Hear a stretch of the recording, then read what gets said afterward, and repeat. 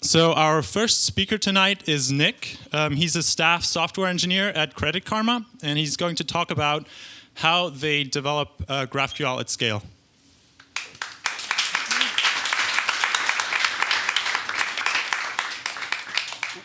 All right, welcome everyone. Good evening.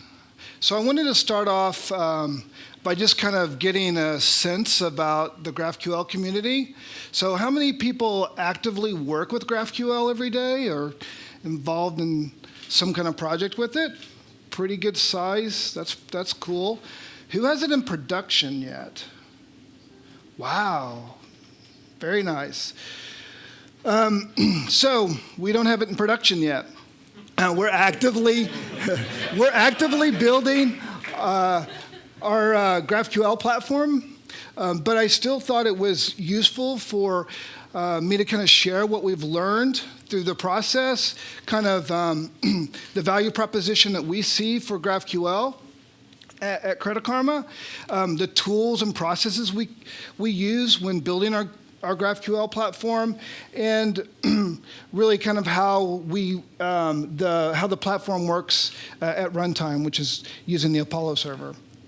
So the value proposition for us is much like what I believe probably the value proposition is for many people. But one of my responsibilities at CK is to evaluate and improve our tools and platforms for building client-facing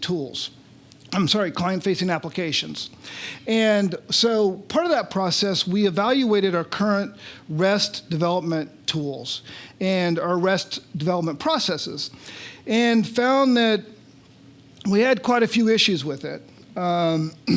Issues that you're probably used to seeing if you've done any type of REST development with larger scale teams and applications. So on the left side, you've got the front-end development team who's challenged by having to make multiple requests in order to get the data that they need in order to render pages that they need to render.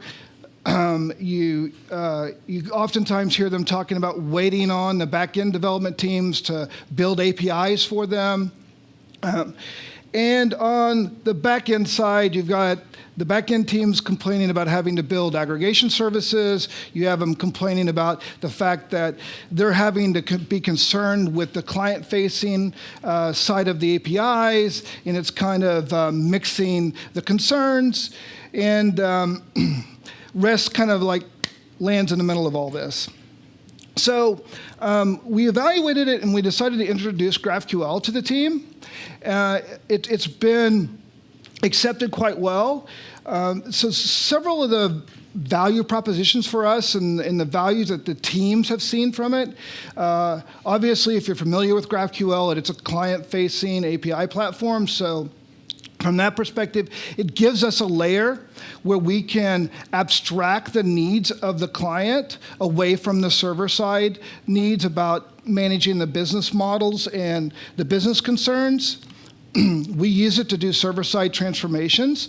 So one of the things that we do with GraphQL is we transform the data and try to get it into a structure that matches as close as possible the structure that's needed to render the pages, render components within the application. And I'll go over some of that in detail. And it allows our back-end developers to be less concerned about the client-facing APIs. And I'll also cover kind of how we manage to do that. So how we use GraphQL. So this is an example of our architecture. So GraphQL for us is a thin transformation and aggregation layer where we're aggregating microservices and monolithic services. So we are in the process of decomposing our monolithic application into microservices, as many people are these days and or are already in microservices. And we have a variety of microservices that talk both REST and RPC. And so that's one of the things that the GraphQL layer really helps with, that is to kind of manage that layer for us and provide the transformations. So another way we think about using GraphQL too is we think about it as a self-service platform. And what I mean by self-service is I'm talking about self-service from the perspective of the client teams. So this is a client API platform, and we want it to be a tool for the client teams to build APIs with it. So based on that, one of the things that we focus on is a platform that really works well for giving the tools that the client teams are familiar with. So we use Node in JavaScript and the Node, the NPM ecosystem and tools, because a lot of our front-end teams are very familiar with that platform, and it's something that they can build on. And I'll get into kind of how we separate that out and how that works. Built-in connectors and web frameworks. So what we do with this is, so I lead the platform team, the client platform team, and so what we do is we try to provide a platform to the front-end development team that really lowers the barrier to entry for them. So we provide as much of the tooling around the platform as we can so that they can focus on the API. And part of that includes production logging and performance monitoring. So we have all that built into our platform as well, so that when it rolls to production, we can properly monitor the platform. So our platform looks like this. This is a fairly common architecture for a GraphQL server. So we have our web server framework that sits on top. That's where the requests come in.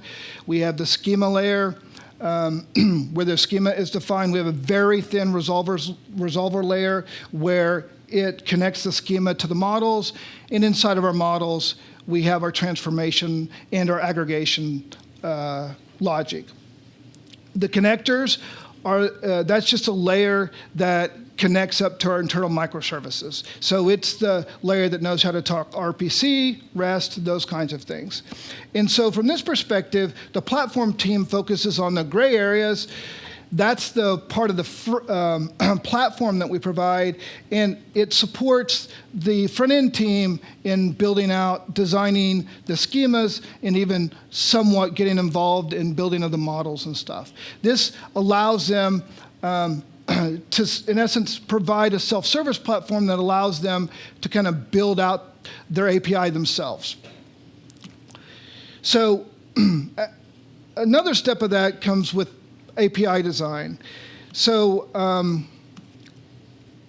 one of the things that we've learned from building APIs, even REST APIs, is that it's really important to design them up front and try to get as much cross-functional input as possible. And so when we looked at our REST tools and our REST processes, those are actually some of the things that we kind of kept as we moved to GraphQL, because it was a useful and an effective approach where we were using RAML to define our APIs. And they gave us a definition language in which we could talk to and communicate about the design of the API before anything was actually built. And so we follow that same process with GraphQL, but we use the GraphQL schema language, the shorthand notation in essence. So when we design our schemas are actually stored in a .graphql file, which is just a pure text file. That gives us the ability to kind of open pull requests and manage pull requests and allow people to communicate about it and cross-functional teams to communicate about it, because it's not code. So it's not something that somebody has to read and learn and understand. They can very easily read the GraphQL schema. So when those pull requests are open, the first thing that we do is we run a validation step against queries. I'll get into some details about how we do that and the tools that we use, but it's important from the sense of the pull request review process. So when schema changes are put into place, we want to review them, and we want to know from as soon as possible if we are generating breaking changes. So obviously this is a very common problem with APIs. You want to manage for breaking changes. And so what we try to do is to set up the CI processes so that at the time that these schema requests are put in or the pull requests are put in for the schemas, we know whether we have a breaking change or not. Of course, we can go ahead and accept that may be part of the plan, but we know it as we're reviewing it. And then we're able to publish the new schema changes under a new version, and I'll also get into that as well. So when it comes to API designs, this is also another aspect of what we've brought forward with our REST design. So this is an example component that you'll see in our application. I'm not sure how many people have used our application, but basically, we provide credit reports, and as a result of that, you get a list of accounts.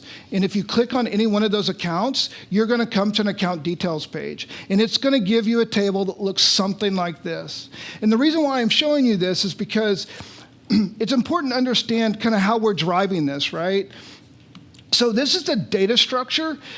It's not an exact representation of the data structure, but it's somewhat a representation of the data structure that we would send down to the client in order to render that component. And notice how that almost mirrors the actual component itself. Because what we're trying to do is minimize as much transformation at the client as possible, because that scatters the transformation logic across all of our platforms. Understand we have iOS, Android, mobile web, and desktop web, and if you're trying to manage those transformations across all those platforms, it can get challenging. So we try to get it as close as possible to what it's going to take to render that component. All right, so I mentioned the GraphQL schema and the fact that it's in the GraphQL schema language, and that they're text files. Well, so the other aspect of it are the queries. Or also you can think of them as operations. They're the stored queries. So we also store our queries in the GraphQL language, in .graphql files, in the shorthand, and we pull them into the server. They're published as separate NPM packages. And I'll get into the reason why we do this, but the value that comes into, we can use this at CI time and at the time that the application starts up. But just imagine that each one of these boxes that I'm mentioning here, that I'm showing here, are all NPM packages. And they can all be versioned if they need to be versioned, and we can use semantic versioning to control breaking changes and things like that. And so, yeah, we have a cute little picture of a guard here. The idea of our CI process, stepping in place. So what happens in our CI process in part of the GraphQL schema CI tooling, we have this tool called the GraphQL loader. And what it will do is it'll take the schema, it'll take a glob of the files that are defined for the schema, load all those files up, and then instantiate a GraphQL schema object from it. So it'll parse and create a schema object. It uses the GraphQL JS libraries to do that with, but it just kind of combines them all together and produces a schema object.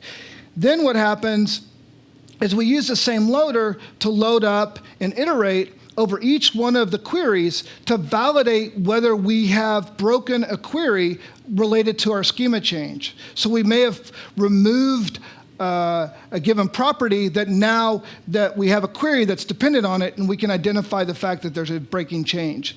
And this is all done by loading the GraphQL files. So one of the advantages, one of the values for us is that we can load and validate schemas without starting the server. So we literally are doing all this by just loading up files, iterating over the queries, and validating that we've got a good schema, at least as it compares to our queries. And we haven't started a server. In fact, we haven't done any development yet either. We're still in fundamentally design stage. We don't necessarily design all of our queries up front, but we can use that to validate against it. This allows us to quickly detect breaking schema changes before we start development, as I mentioned before, and it allows us to provide a mock server. So we have a mechanism where our server can come online in mocking mode. It can totally load up the GraphQL schema files, turn on the mock, and give you a mock server, and we haven't written any code yet. And in fact, it's all just driven by GraphQL schema language. So I'm really excited to announce that we're open sourcing these tools. Hopefully you're going to find value in using them if you're really interested in developing your GraphQL server the way we do.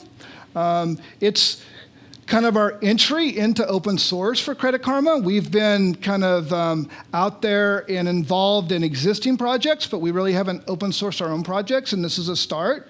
So if you're really interested, keep an eye on it. Hopefully it's going to grow. We definitely have plans for some more GraphQL tools as well. But the loader is, as I explained it earlier, it loads up and creates a schema. And then we have this validator tool that can load queries and compare them against a schema. And you can run it as a CLI tool, or you can run it, it's got an API as well. So you can write Mocha tests or unit tests against it as well. That whole process, by the way, since it's running using these tools and using those files, can happen in seconds because there's no dependencies that are being loaded. The server's not having to be mocked out. It literally is just validating the schema. All right, so another question for the group. Who's familiar with Apollo server? A few people, not quite as many as GraphQL, but that's cool. So Apollo server is part of the Apollo stack. It's something that we use for our runtime environment. So that's how we deliver our GraphQL platform. So our GraphQL server is built on Happy. We're a happy shop. We're happy, and we also use Happy. For our server framework, for our web framework, the Apollo server supports several frameworks out of the box: Express, Happy, Connect, Koi. Yep. And so we use the Happy plugin, and we use the Happy plugin, and it communicates or uses the schema loader, the tools that I mentioned before, to actually load up the schema when it starts up at runtime and to load up the operations. Now, why is it important to load the operations? Well, whitelisting. Query whitelisting, another function of Apollo server. So that's another feature of Apollo server, is being able to use this concept called the operation store.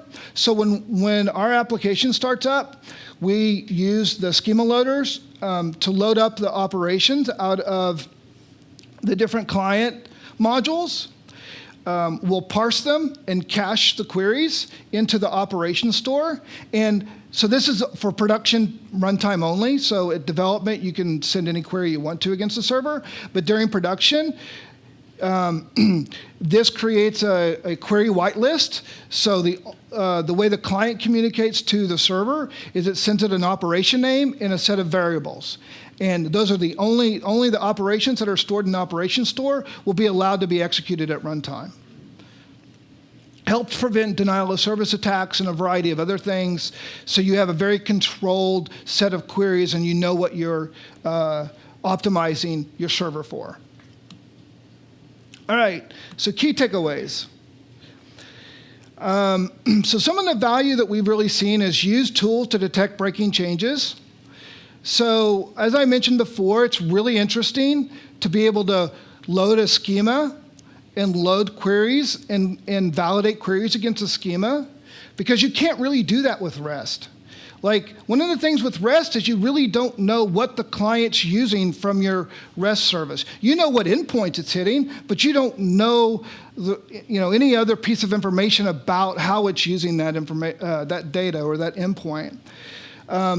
With GraphQL, the advantage there is that you've got a query. Now, it may not be using all the data. You're hoping that they're only asking for what they're using, but at least you know that you've got to support that query and you know exactly what you're trying to support and that you don't want to create a breaking change. Use tools, detect breaking changes. This is all part of evolving a schema and schemas growing and it taking time and building out schemas, building out a server. I highly recommend using Apollo Server in production. There's certainly several value-added features to using Apollo Server in production. It is just a layer on top of the GraphQL JS library.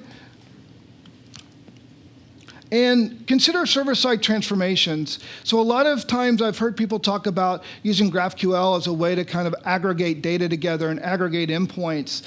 And one of the things I'm proposing is to use that layer to get the data, transform the data closer to the real structure that a client can use to virtually render components without any transformation optimally.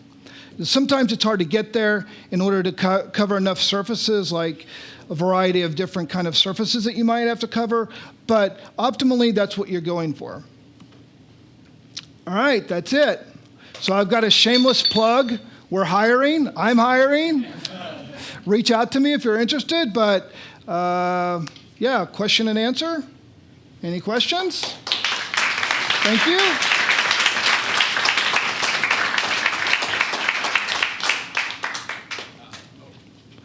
You could just ask me on Slack tonight. I was just curious how long it's been since you decided to start using GraphQL, like how many months or whatever that you've taken to build all this stuff? So we probably started really focused on it about 4 months ago, but we spent a large upfront time with a bunch of proof of concepts and really load testing and evaluating GraphQL implementations both in Node and Go and a variety of implementations, including Scala. So like we did a lot of evaluation around it and really thought through as much of the tooling as we could up front. So we front-ended a lot of it with tooling and support to really kind of help the development process and, evaluating platforms. But yeah, so we're probably, so we'll go into production in the next couple of weeks, start to get real production load in a few months, in the next couple of months. So we're on the verge of kind of getting there.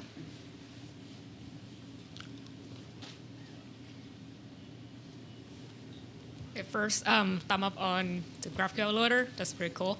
Thank you. I was wondering, when you're showing the graph of like you have the monolith app and you have the services, Yes. and then you have like a GraphQL, which is like another layer on top of it. So I was wondering if that's like another service, or is it what is this decision process into that if it's another service, or is this like another thing that wrap around the monolith? Like I just want to understand that part. So I'm not sure I understood the question. So the question is the GraphQL a service?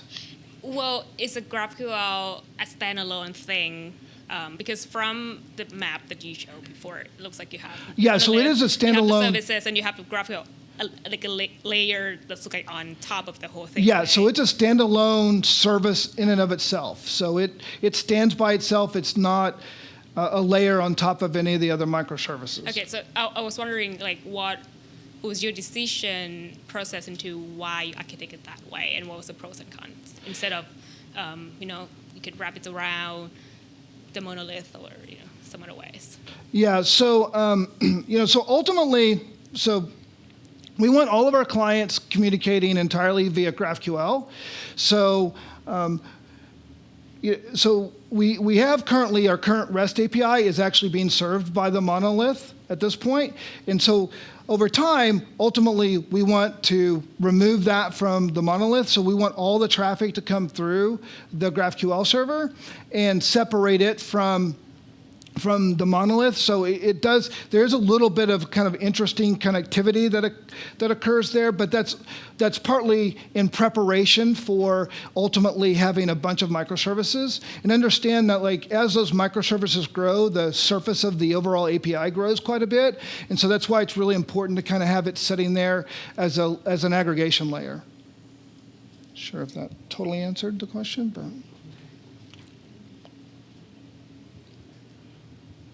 Based on your experience, what you will improve in GraphQL?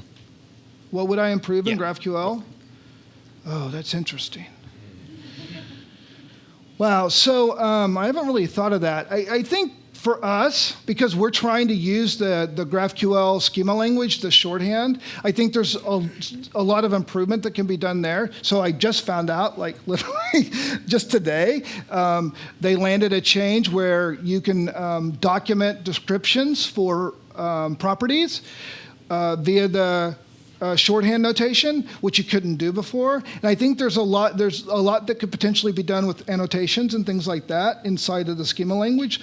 So for us, we would really like to be able to use the schema language as a way to be the source of truth for the schema itself, and not really have to use JavaScript to kind of build out the schema. So I'd like the schema language to support all the features that the JavaScript schema builder in essence provides. Makes sense. And then there's lots of things after that, but Okay, we have time for one more question. okay. So I have a complex question, which I'll try and pack into one question. Okay. And that is, I guess the short question is the API that you're exposing via GraphQL, is it a public API where you don't own the client, or do you always own the client? We always own the client. So that's a very important aspect of this kind of concept to kind of try to transform the data into the exact structure. Obviously, if you're dealing with a public API, you want to have a more generic solution, because this is a pretty rigid solution, and it works really well when you own the clients. So we don't have a public API. So there are certain use cases that make sense for, and certain use cases that it doesn't. Okay. All right, let's thank Nick again for a great presentation. Thank you.